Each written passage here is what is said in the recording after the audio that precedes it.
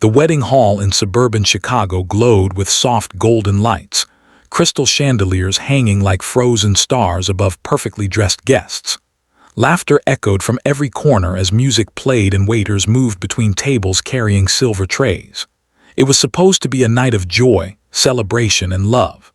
Yet, at the far end of the hall, near a large pillar and partially hidden by decorative flowers, sat a young girl in a wheelchair, completely alone. Her name was Emily Carter, the paralyzed daughter of Richard Carter, a powerful tech CEO known across the United States. Emily wore a beautiful lavender dress, carefully chosen by her mother weeks before the wedding. Her hair was neatly braided, and a small silver bracelet rested on her wrist.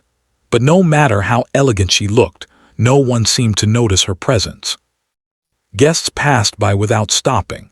Some glanced at her for a brief second, then looked away, pretending they hadn't seen her. Others whispered quietly, their eyes filled with awkward pity. No one asked her to dance. No one asked her how she was feeling.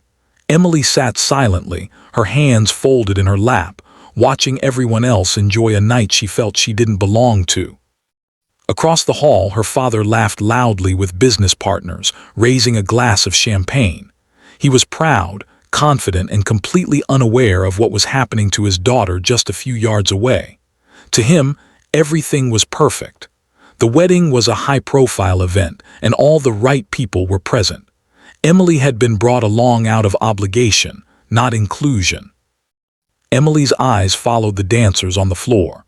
Couples spun gracefully, friends cheered, and children ran around laughing. A lump formed in her throat.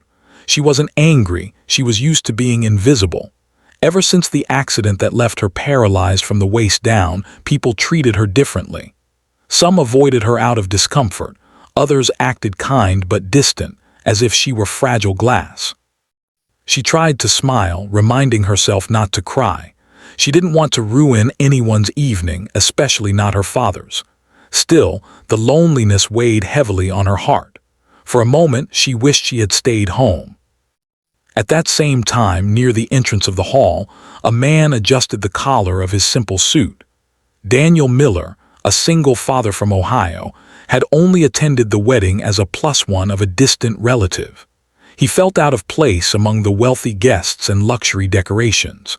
His eyes scanned the room, uncomfortable yet observant. That's when he noticed Emily.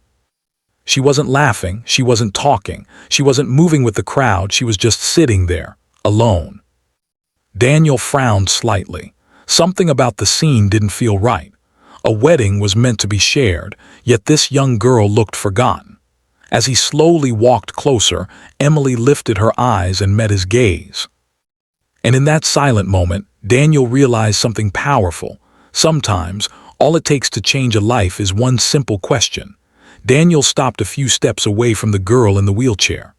Up close, he could see the effort in her eyes, the quiet strength she carried behind a practiced smile.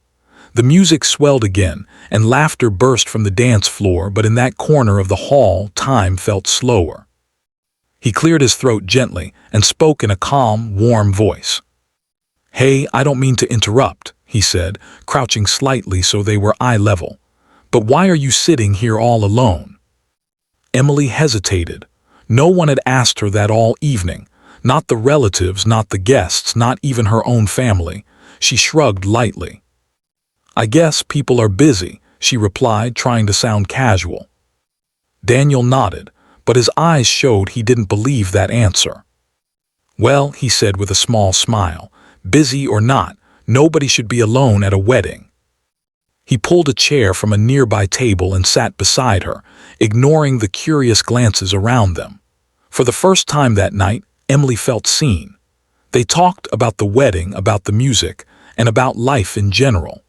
Daniel told her about raising his young son alone after his wife passed away, about learning patience, and about how life rarely goes the way you plan. Emily listened closely.